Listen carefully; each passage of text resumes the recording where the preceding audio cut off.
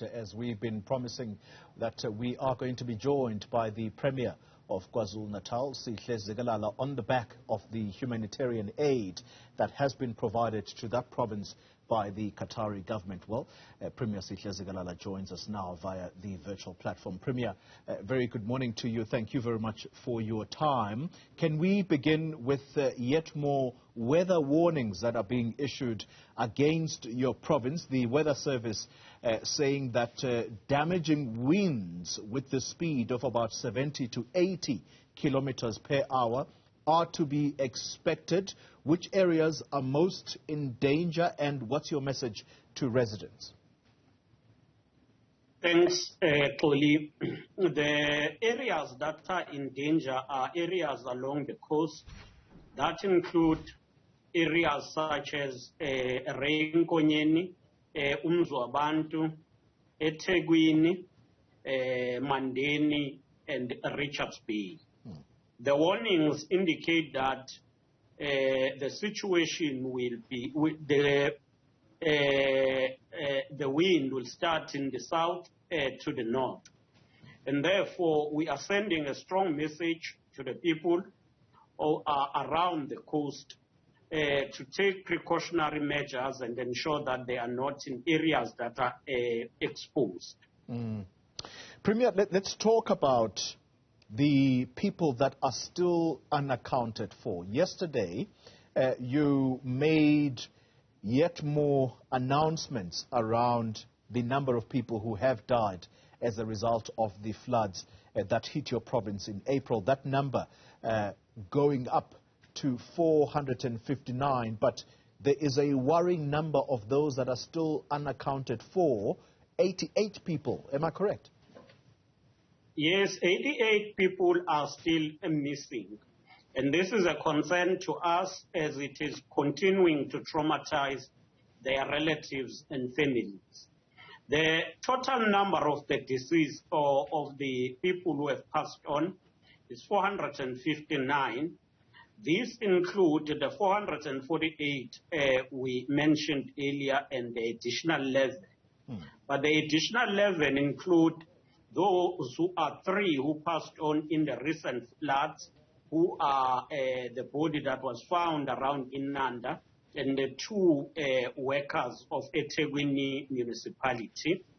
Then the bodies that were recovered around eThekwini area. Yeah.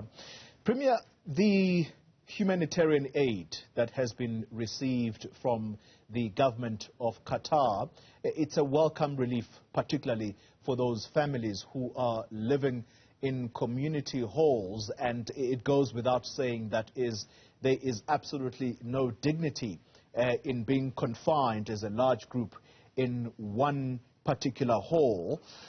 Let's start with that aid. Where do you think it is going to assist most, particularly when we talk about the residents who are sheltered in community halls?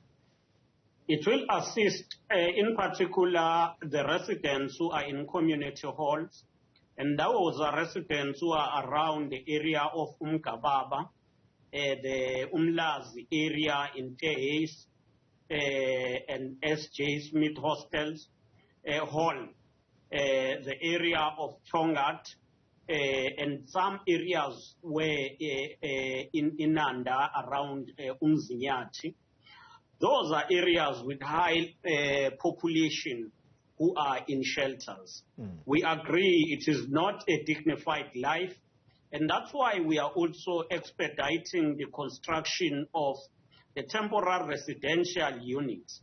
So far, we've managed to build 131 temporary residential units. Most of them are in Ilembe. As we build these temporary residential units, we then decant the shelters by moving the people into those houses.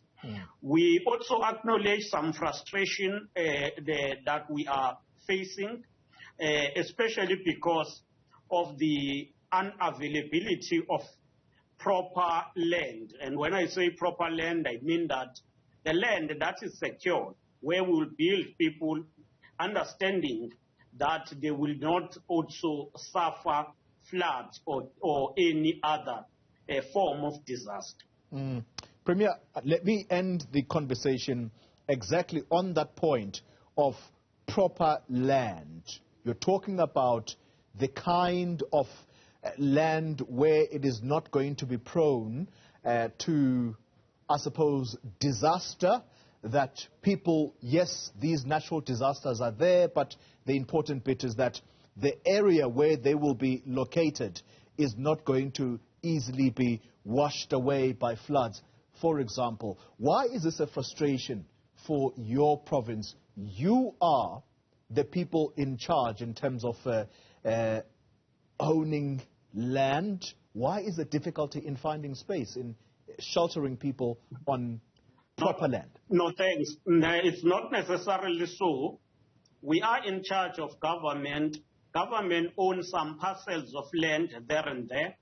But in this case, you need to build for the people in areas where their livelihood is rooted. That means you must build in areas where either they work, it will be easy to go to work, and you'll find that we will not have enough land. For instance, last week I had to intervene and coordinate a meeting with Tonga-Tulen, because the northern part of eThekwini, the land on that side is owned by Tonga-Tulen.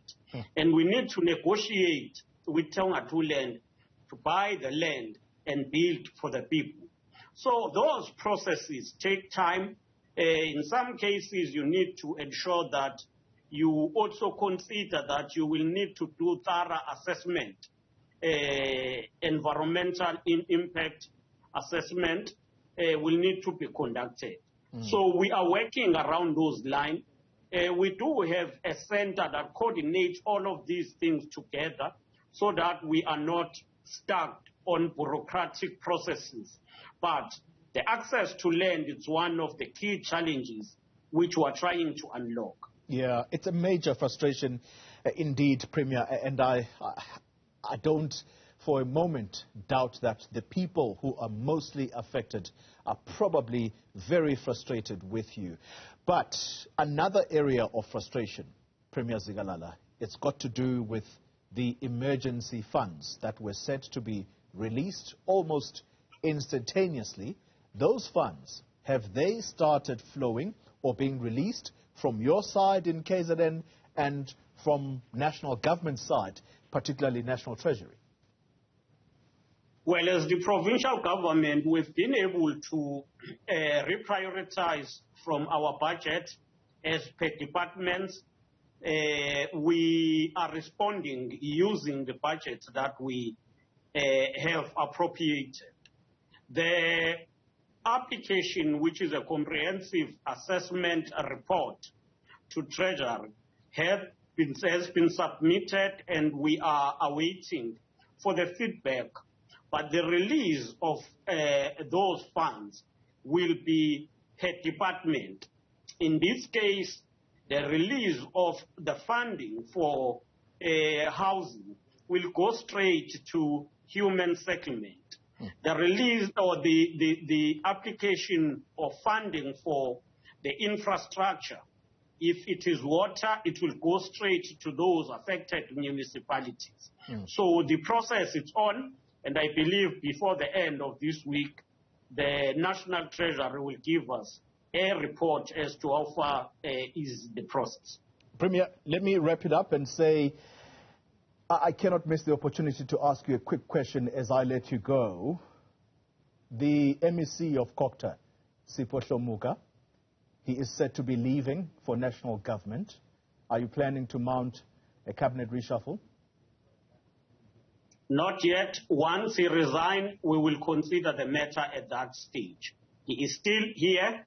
The arrangement between the employer and the employees will better be left at that level, and the two are the better place to say when he will resume those responsibilities, if it happens, and then we will then be able to discuss that at that time. Not yet is the key word. Premier Sihle Zikalala, thank you very much for for your time.